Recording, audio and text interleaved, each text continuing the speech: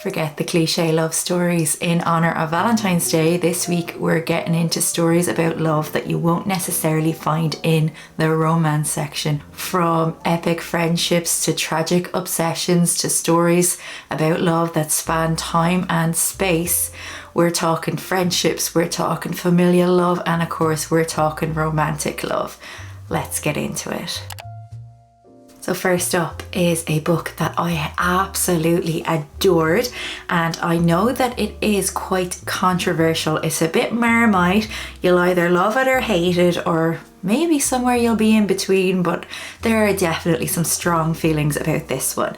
And I am talking, of course, about This Is How You Lose the Time War by Amal El-Mohtar and Max Gladstone. So this is a novel that bends time, language, place, reality itself, but at its core, of course, it is absolutely a love story. So we follow Red and Blue, and they're both fighting for their own warring factions, but this is more than a story about a battle between rival agents. This is more than a game of strategy across centuries. This book is about the kind of love that really transforms and consumes and rewrites everything in its wake. We are following sworn enemies, but somewhere along the line they start to leave letters for each other. So this feels like a bit of an epistolary novel, but not in the traditional sense at all. They write these beautiful letters to each other. They find them across time and space, and they communicate with each other in this way. If they're found out, it means certain death for them both. Every letter is a confession, it's a declaration, it's a dare. This book is really beautiful, but it's one that is both heavy and very light on the world building. You never really feel grounded within this world. You never really feel like you know what's happening, where they are, what time span they're in. You never really know what's going on, but somehow the prose and the relationship between these two characters keeps you grounded.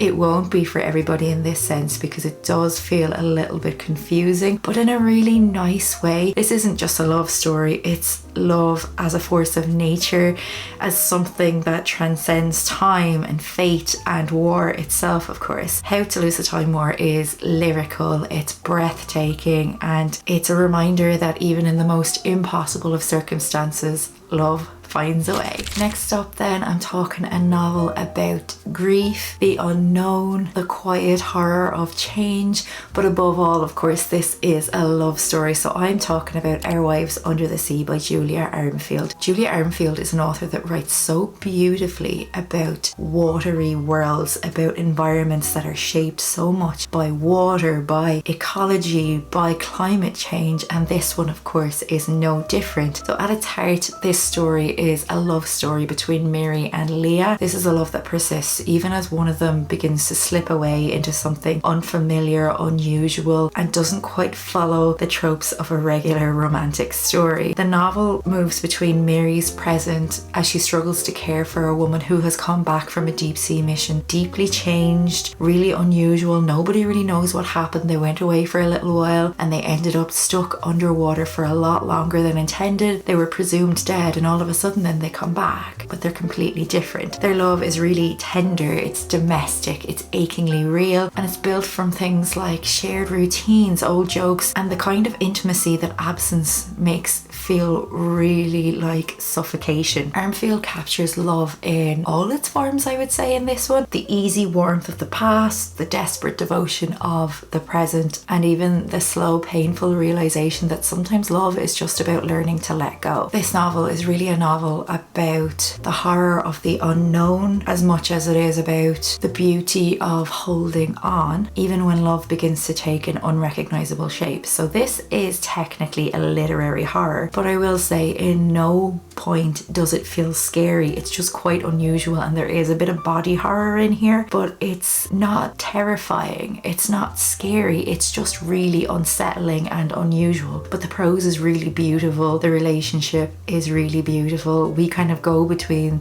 their past and their uncertain present, and it's just a book that I absolutely loved. Next up then, we have another contemporary literary fiction novel, and that is Panenka by Ronan Hessian.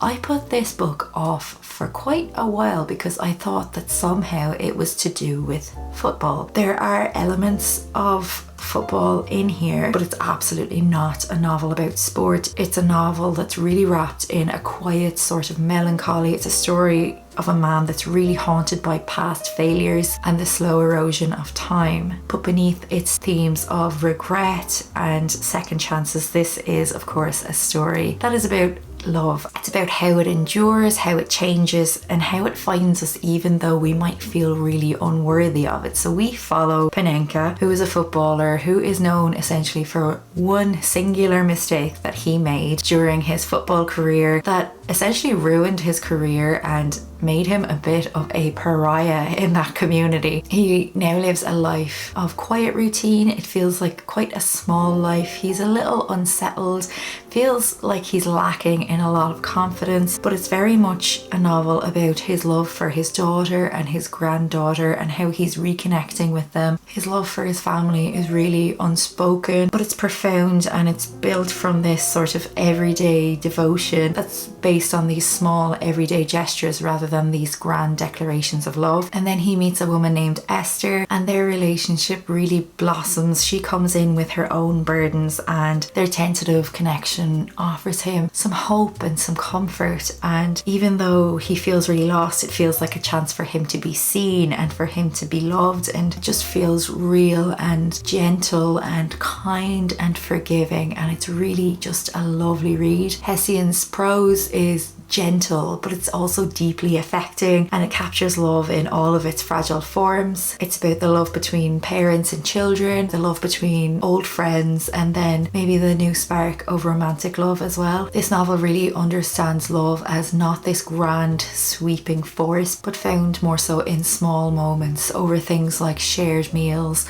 or quiet conversations, and just this willingness to believe in hope. It's a really tenderly crafted, beautiful meditation on love and memory and forgiveness. And if you haven't guessed by now, it's a novel that comes highly recommended by me. Next up then is a novel that I have probably gifted far more than any other novel ever. And of course, if you're here a while, you'll know already what I'm talking about. It is a novel called Tin Man by Sarah Winman. So this is a really quiet, unassuming story about a man named Ellis, and we delve into his past with his relationship with his friend Michael and his wife Annie as well. The tagline to this one is that this is almost a love story, and honestly, I can't put it better than that. It's really tender, it's really beautiful, and it's really sparse. I don't want to say too much about it because it's not a novel that's necessarily very plot driven, but there are some really deep themes in here. It's quite a sad book, just be warned, and there may potentially be some triggers in here for certain people. For me, I just found it to be such a beautiful story about a man who feels really lost and really just finds so much regret in how things have turned out and is just resigned to how his life is now. It is stunning. Relationships are 100% the focus of this story. Sarah Winman writes with just unbelievable gentleness and such beauty, and she's so sharp. She is so great at observing not just the things around us but our internal sides as well. It's quite a short novel, but within these few little tiny number of pages we read and feel so heavily the quietness and the sadness and the melancholy of ordinary life. I will warn you that there are no quotation marks in this book. I know that's something that really just seems to get people up on their high horses. Personally, I didn't even notice it until I started reading reviews of this book after the fact, but if that's something that really grinds your gears, this book won't be for you. I think it would be a shame to not pick it up based on that, but each to their own. I genuinely believe that this is very close to being a perfect novel. It's a book that got me back into reading after kind of falling out of it quite a bit in my early to mid 20s. This one brought me right back in. I'm so grateful for it and I love it so much. It's one of my favorite books of all time. Pick it up. Next up then is a bit of a controversial one. This is a novel that sees a lot of text written about it online. People have very strong and differing opinions about it. Personally, I loved it and I'm going to recommend it in this list. I am, of course, talking about A Little Life by Hanya Yanagihara. We follow 4 friends who meet in college, and we essentially follow them for decades afterwards. We follow them throughout the duration of their lives, and we see how their relationships with each other affect how they live and the outcome and the paths that their lives take. This is a novel that is quite traumatic, so absolutely do not go into this willy-nilly. It's something that you need to be ready for. I've never cried as much reading a book.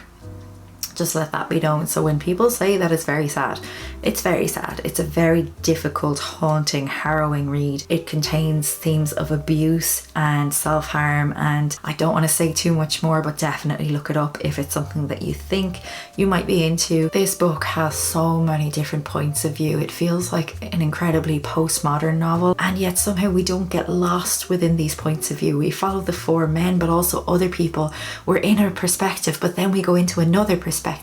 We jump between time and place, but it's done so masterfully, so beautifully, and the prose is stunning. I was so immersed in this world, let me tell you, and I still think about the characters. Even though it's been about a year and a half since I read this book, this has definitely been one of the most affecting books that I have ever read, and it is definitely often referred to as trauma porn. I don't necessarily agree with this. Yes, it's very traumatic, and people criticize it as saying that it's a book that is about trauma rather than reality, but I personally think that, yeah, sometimes shit happens, and there are some people out there that are really having a terrible time and don't get that sense of retribution, don't get that goodness, don't get that happy ending, and this is definitely a book that illustrates that. It also is criticized for being written by a woman. It does bring up this idea of own stories where she writes about queer men, and people have criticized this, and yes, I see it, but also I really think it would be a shame if this book had never been written, and I think only Hanya Yanagihara could have written this book in the way that it was written. The plot, the settings, the characters, the pacing, this idea of New York almost as a character in and of itself. This is a love story between friends. It's a platonic love story. It's a romantic love story. It's a story about family and found family, and it's just quite beautiful, and definitely one that you won't find in the romance section.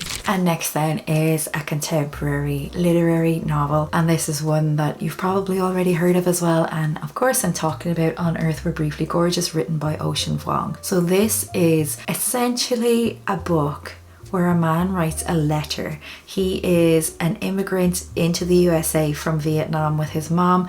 His mom doesn't speak English, and it's a really interesting concept because he's writing this letter to a woman who will never get to read this letter. It technically, I suppose, is epistolary. It's never really in letter format. It's a really abstract novel. It's very much character focused rather than plot driven. While there is some plot in here, it's definitely about the people and about their experiences and these everyday microaggressions that they witness. And it's also a love story, and the love story is, while beautiful, it's about 2 young men growing up who are finding themselves, and it's stunning but also quite heartbreaking, quite harrowing. But there's something so beautiful about this novel. Again, it won't be for everybody. It feels almost abstract in its execution, but it just works so beautifully and so well. It deals with themes of family and race and grief and love and queerness and of course hope. It's very clear that Vuong is first and foremost a poet when you're reading this book. It feels like poetry but written as prose, and it's easily one of my favorite books of all time.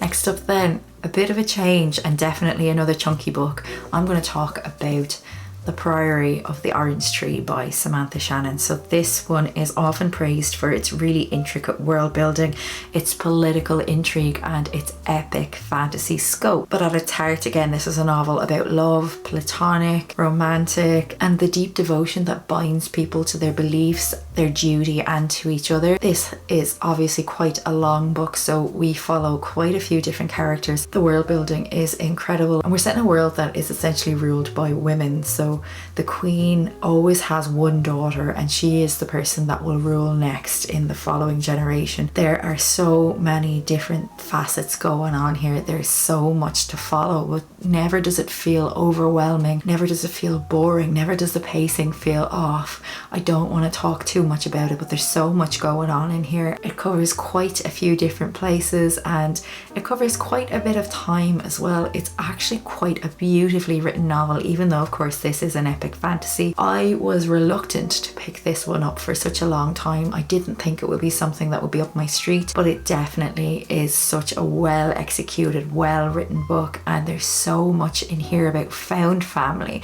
and about people who are devoted to each other for whatever reason, be that good or bad. And it's a novel that maybe I might suggest you pick up even if you're not all that into fantasy. Yes, there is quite a bit of world building in the beginning, but overall I think this novel is really worth it. There are some really beautiful vignettes in here. The prose is lyrical, but also it doesn't get in the way of itself. You forget that you're reading a book, and it's one that I absolutely adored while I was reading it. Next up then is yet another book that easily makes it into my top favourite books of all time, and that is On Chesil Beach by Ian McEwan. So this is quite a short novel, and we are set in England, so it's historical fiction. It's set in 1962 and we follow a couple on their wedding night, and they're both feeling really reluctant and really frightened of what's to come. They're staying in a hotel on the coast and in their room, and it feels really awkward. They feel really unsure and uncertain of themselves, and this is a time when marriage was deemed to be like the epitome of maturity and independence, and we witness our two protagonists as they struggle with this, and they struggle with each other and they struggle with themselves. Like, I cannot express how awkward this novel feels at times, but it's also really poignant and in my eyes pretty much almost perfect. It gives really great representation about something that we don't often read about, especially not in more historic feeling novels, and I really have to applaud Ian McEwan for that, because it's something that I don't see represented very often, and I just thought it was done brilliantly. The prose is liquid, it is beautiful, it is so well written.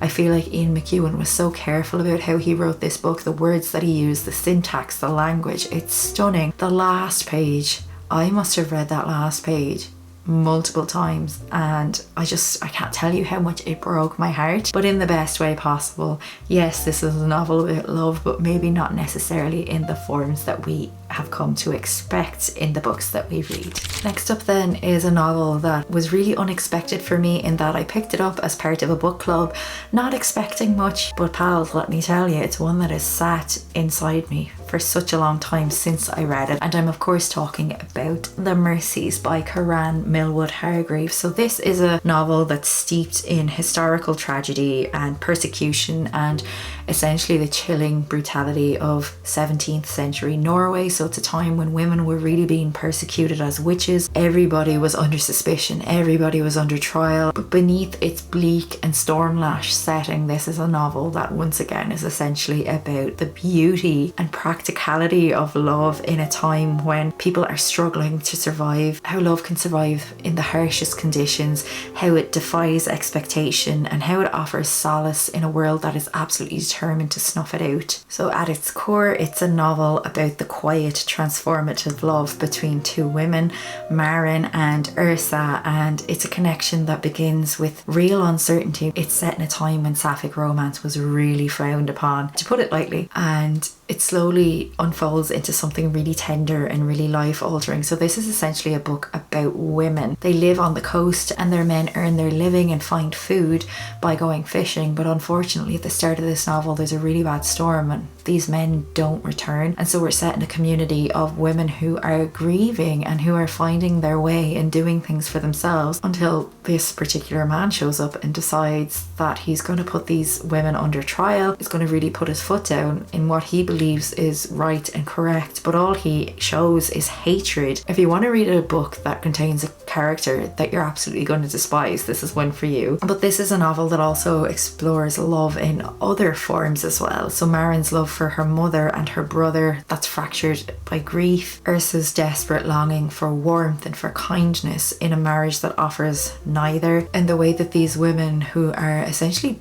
bound by loss come together and survive, even in a community just absolutely full of fear. Love lingers in the smallest gestures, of things like shared food and whispered reassurances and a hand reaching out when all seems lost. This is not just a story about witch hunts and oppression. It is about relationships, about how we find each other even in the harshest of times. And in a world that is seeking to control and condemn, the Mercies reminds us that love in all its fragile beauty is the most powerful force of them all. Right, pals? So don't expect any delightful, happy love stories in there, but I promise you that each of these books in their own way is really special and will make you feel something. Incidentally, a lot of these books that I've just mentioned are my favorite books of all time, so I guess I like a good cry. I hope that you really enjoy your Valentine's Day, regardless of whether you celebrate. Let me know if you've read any of these books, or if there's anything similar